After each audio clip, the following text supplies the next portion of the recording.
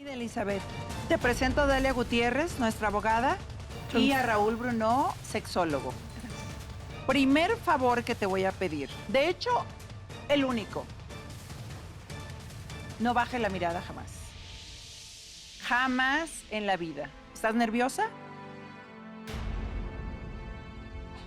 ¿O triste? ¿O las dos? Traigo mucha tristeza y mucho dolor.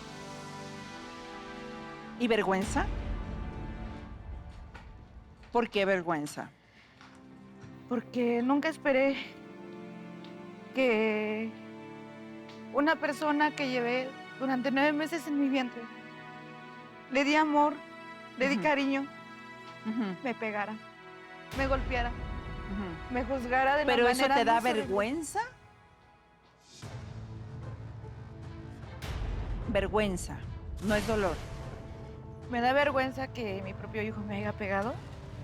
Yo siento que tu vergüenza viene desde tu niñez al darte cuenta que tú simplemente no tienes una preferencia sexual como la de tu familia, por ejemplo.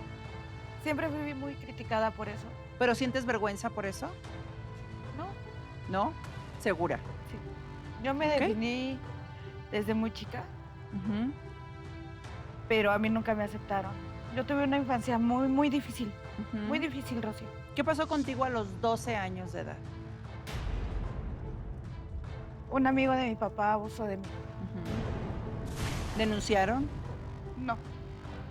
¿Te secuestró? Esta persona me tuvo 2 meses encerrada en una Secuestrada. una casa de un perro.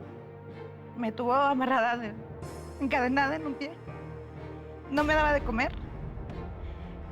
O sea, ¿realmente te trató como si fueras un animalito? Sí. O peor, De ahí- porque a los perros prácticamente ya no se les encadena, se les deja libres, ¿no? A De menos ahí- que representen algún peligro. De ahí me... ¿Quién te rescató? Permíteme tantito.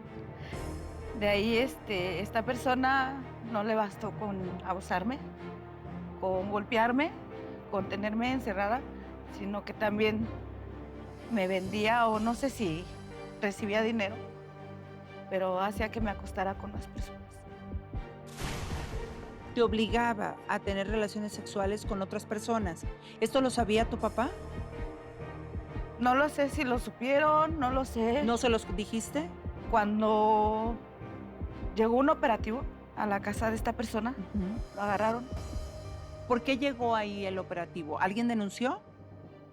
Es que esta persona violaba, mataba, asaltaba. O sea, no era la única víctima. No. ¿Había más personas contigo en la casa? No. Eras tú solamente. Pero cuando llegaron por él, Nadie se dio cuenta que yo estaba allí. no te encontraron a ti ahí. ¿Y cómo lograste liberarte de él? Yo lo único que hice nada más fue estar gritando, gritando, gritando. Lo único que me acuerdo fue de que pasaron como 2 o 3 días. Y una de las vecinas de al lado, yo creo que escuchó mis gritos y se brincó su hijo. Y su hijo fue el que me ayudó a cortarme las cadenas de la casa que estaban Si no, atadas. hubiera seguido ahí por tiempo indefinido. Sí. ¿Fuiste a denunciar cuando fuiste liberada? No, ¿Por qué yo no? me fui directamente a la casa con mi mamá. Yo quería abrazar a mi mamá. ¿Te creyó tu mamá? No, ¿No te creyeron tus papás? no. ¿Y entonces qué, no te preguntaron dónde habías estado todo ese tiempo?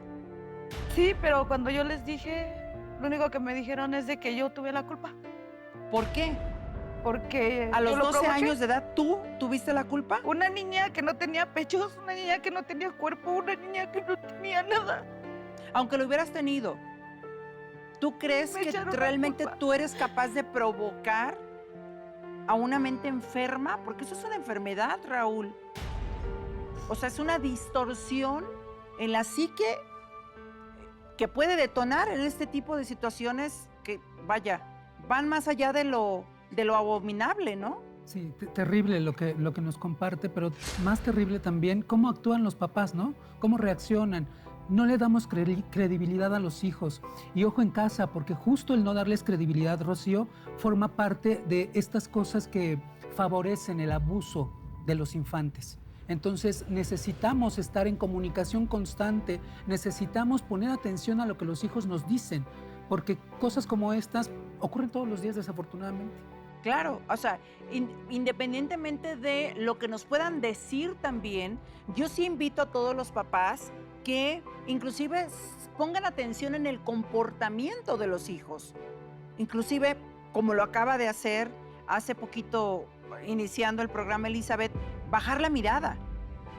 Reacciones como la incontinencia urinaria, por ejemplo, ¿no?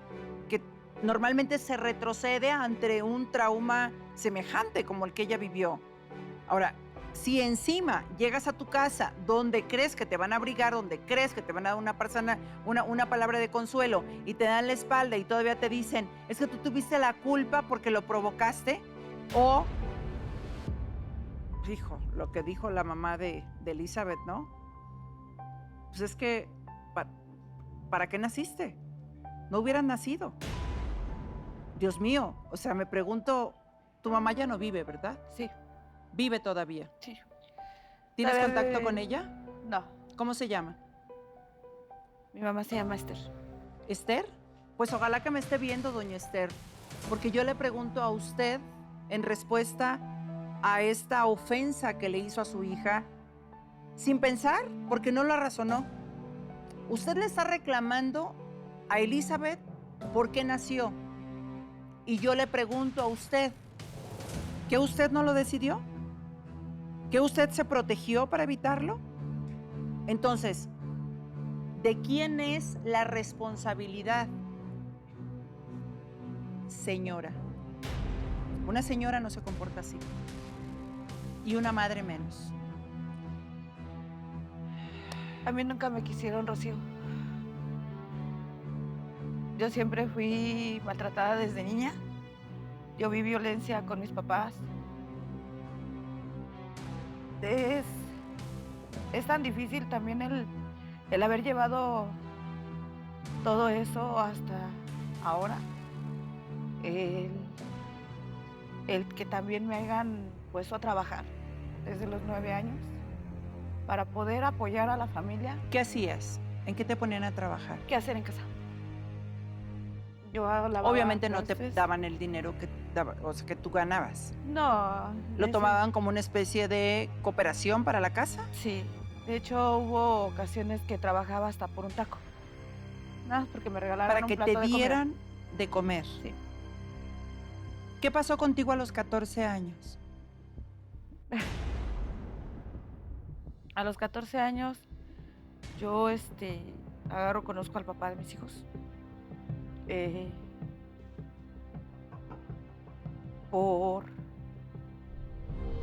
Por ocasión de mi mamá, prácticamente, yo me junté con él. ¿Decisión de tu mamá?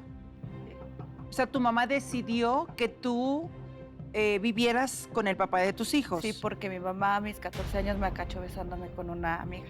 Ujú. Y para eso mi mamá me aborreció. Te golpeó. Me pegó mucho. Me dijo que cómo yo estaba haciendo esas porquerías, que cómo yo era capaz de hacer semejante aberracidad. Que ¿Cómo me te odiaba. sentiste? Sucio. ¿Culpable? Pues más que culpable, me sentí con miedo en esos momentos. Ujú, Me sentí despreciada por mi mamá. ujú. No sabía yo qué era lo que estaba haciendo. Pero a ver, si no sabías lo que estabas haciendo, tampoco sabías a lo que ibas, haciéndole caso a tu mamá para que te fueras a vivir con un hombre que tampoco conocías y que es el papá de tus 4 hijos, que además yo sé que son producto de abusos sexuales, sobre todo los 2 más pequeños. Es decir, abuso sexual, Dalia, igual a relaciones sexuales no consentidas por el cónyuge, que a mí me gustaría que después del consejo, ¿o tenemos tiempo todavía? O en este momento, Dalia, nos compartieras cómo esto es un delito, o sea, cómo es algo que no se tiene que permitir, sea o no tu pareja. No es no. Y si te obligan, entonces se convierte en un delito, aunque sea tu esposo. Sí, así es. Aquí estamos hablando de un delito grave, el cual es violación y se castiga incluso hasta con 50 años de prisión. Y aunque exista una afinidad de relación sentimental, en tanto no exista un consentimiento por una de las partes, se considera un delito. Entonces es muy importante, sobre todo, que hagamos esta conciencia que no porque sea mi esposo, mi novio, mi pareja, estoy obligada a. El no efectivamente es no. Y si no, bueno, hay que hacer la denuncia. Ahora, después del consejo me gustaría, Raúl, o de la pausa, perdón, después de la pausa me gustaría, Raúl, que retomáramos esta parte donde muchas personas, no sé si todavía la gran mayoría, espero que la respuesta sea negativa y que me digas que existen todavía, pero no son las más, que toman ese tipo de decisiones precipitadas de rechazar su preferencia sexual para no ser juzgados por su propia familia o para no estar recibiendo linchamientos físicos y psicológicos, ¿no? Que también son, o sea, crean una gran huella, dejan marcas profundas en cada uno de nosotros. Por andar con una mujer, mi hijo me golpeó. Es lo que Elizabeth viene a contarnos a este foro. Y bueno, yo me quedé, mientras íbamos a la pausa comercial, con Raúl Bruno. Es súper importante, Raúl, que dejemos bien claro y sobre todo hacer conciencia sobre la importancia de las palabras y esos juzgamientos que de pronto como sociedad, como padres, como hermanos, como hijos puedan tener hacia las personas que tienen simplemente una preferencia sexual diferente, ¿no? Fíjate todo el daño que pueden hacer y además no tienen por qué estarle dando gusto a los demás. No se vale, no debe ser, no sé si es ilegal o no ya, pero humanamente no es correcto, no es justo, no es humano obligar a otra persona a, pues naciste mujer, tienes que casarte con un hombre. No, o sea, ya eso es cosa del pasado. Así es, pero incluso ya hoy, afortunadamente, por las leyes que se han reformado, la reforma del artículo 3 constitucional, en donde ya es obligatorio hablar de educación sexual en niveles básicos, creo que vamos avanzando, Rocío, pero aún sigue haciendo falta mucho. De acuerdo a una encuesta de 2022 del INEGI sobre discriminación, 4 de cada 10 personas sexodiversas, ¿no? Que pertenecen a las poblaciones sexodisidentes, 4 de cada 10 declara que ha sufrido en algún momento de su vida discriminación. México representa el segundo país más transfóbico a nivel mundial después de Brasil. Entonces son temas que todavía hoy por hoy siguen permeándonos, Rocío, pero siguen todavía manejándose con un velo, ¿no?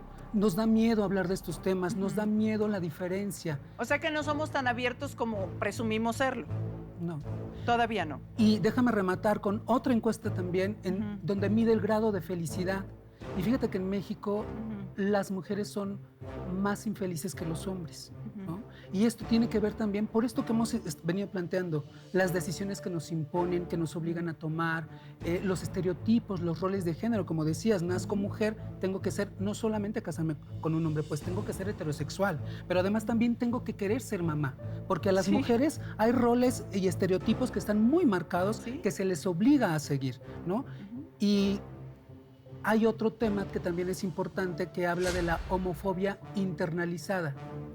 Y la homofobia internalizada es este miedo que tenemos nosotros, las personas sexodisidentes, a aceptarnos, porque finalmente las personas diferentes somos las que tenemos que salir del closet, porque todos los demás, todos los normales, aparentemente, ¿no? Pues ellos no tienen que comprobar esto, ¿no? Que validar esto saliendo del closet. Todos los demás tenemos que hacerlo, y es ahí donde mucha gente, donde mucha banda, donde mucha población sexodisidente dice, no salgo. Porque salir también es enfrentarse a discriminación, violencia, abuso. Entonces, un poco respondiendo a tu pregunta, mucha gente todavía se sigue quedando en el closet y tenemos casos, y lo hemos platicado en otros momentos, Sí. de personas maduras, de personas grandes que salen, ¿no? Y es, ¿pero qué pasó? ¿Se le cambió el chip? No, en realidad vivió 30, 40 años siendo alguien que no es, ¿no? ¿Sí? O sea, por darle gusto a los demás. Yo no sé por qué, perdón, Rocío, pero yo no sé por qué nos juzgan. Yo no sé por qué eso de criticar si todavía no saben realmente la vida que uno llevó. Yo no sé. ¿Tú crees que la vida que llevaste, porque naciste en esa familia, porque tuviste esos padres abusadores, porque sufriste todo tipo de abusos desde muy temprana edad, cuando tenías que haber ido a la escuela, tener a tus amiguitos, jugar, qué sé yo, ¿tú tienes esta preferencia sexual diferente? No, Rocío, a mí me llamaban la atención las niñas desde chiquita. ¿Lo tienes claro?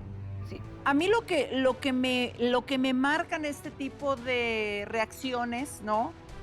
Es que son personas que sí son susceptibles, digámoslo de alguna manera, a poder llegar a autoagredirse todavía más. Y no voy a exagerar cuando digo que pueden llegar a atentar contra su vida. Yo ya lo hice 3 veces, Rocío. ¿Ves? En 3 ocasiones lo intenté. ¿Y por qué? A ver, Porque llegué al grado de hasta yo misma tenerme vergüenza. ¿pero vergüenza de qué, mujer? O sea, tú te compraste todo lo que te dijeron a ti, todo Porque ese yo rechazo. no sé si he sido una buena madre, yo no sé si he sabido dar cariño, yo A no ver, sé si he a sabido ver, dar todo a ver, eso. Elizabeth, fuiste madre, ¿cierto? Sí. Y no te tomaron en cuenta. O sea, alguien decidió, y digo, cuando digo alguien, es el papá de tus hijos, decidió que tú te embarazaras. ¿Eres una mala madre? Ah, entonces, bueno, repítetelo. Porque si tú pariste a una persona, te cuidaste durante el embarazo, llevaste a ese ser humano a tener una vida, no eres una mala madre, ¿cierto? Así es. Pero también, Rocío, si ella lleva toda la vida escuchando el mismo discurso, ella lo va a acuerpar, lo va a arropar y entonces va Se lo a va a asumir creer. que en efecto es una mala persona. Se lo va a creer, pero yo creo que también todas estas historias que nos cuentan para que nos las creamos, también nosotros tenemos el poder de decidir hasta cuándo las vamos a creer, ¿no? Todos los personajes de nuestra infancia que en algún momento nos emocionaron porque creíamos que existían y cuando teníamos cierta edad ya no existían, nosotros seguimos viviendo y adelante con eso, ¿no? Entonces, ¿por qué no seguir haciéndolo de la misma forma? Porque luego las palabras de las demás personas nos detienen, Rocío. ¿Por qué? Porque nos meten tanto en la cabeza ¿Por qué? todo lo que luego piensan de nosotros. ¿Pero por qué sucede eso? Porque a lo mejor sí lo soy. No, Porque a lo mejor soy una basura. no, Porque a lo mejor soy lo peor. no, fíjate que no. Elizabeth, cuando solamente te enseñan que hay una cosa para comer y que no hay más allá de esa cosa, no vas a buscar algo más. Cuando tú eres educada y programada, porque eso es una realidad, de pronto nos programan para hacer ciertas tareas hasta que terminamos automatizando todo y llevándolo a cabo, como si fuera real, como si fuera verdad. ¿Y cómo- ¿Dónde entra tu inteligencia? ¿Y cómo ¿Dónde? hacerle? ¿Perdón? ¿Cómo hacerle, Rocío? ¿Cómo hacerle para poder salir adelante de todo eso? ¿Cómo hacerle para sacarte de aquí? ¿Sabes Todo- cómo? todo ese- ¿Sabes cómo? Con la ayuda de un profesional como Raúl. Y si nunca lo tuve. Pero lo vas a tener.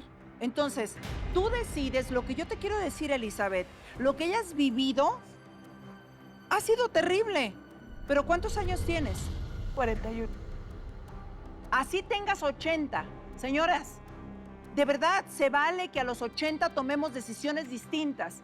Siempre y cuando esas decisiones nos lleven a ser felices, a ser mejores personas, a ser respetados. No, la edad no define quiénes somos, ni qué tenemos que hacer. No existe una edad límite para decir, pues si ya a los 40 no fui feliz, híjole, pues ya, aquí me voy a esperar en la mecedora, ¿no? A que Dios venga por mí. No, de nosotros depende. Entonces, yo creo y te agradezco mucho que hayas dado el primer paso. Ya estás aquí.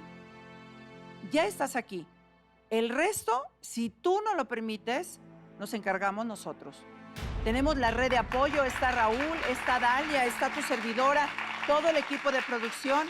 El punto es que tú te animes a hacerlo y que, por favor, te envalentones y así como hace varios años tú decidiste poner un alto en tu matrimonio, con ese mismo carácter, con ese mismo coraje, y no me estoy refiriendo a la ira, sino al valor que se necesita, tú tienes que empezar a poner límites. Y los primeros límites que vas a poner son los más complicados, porque se los tienes que poner a tus hijos.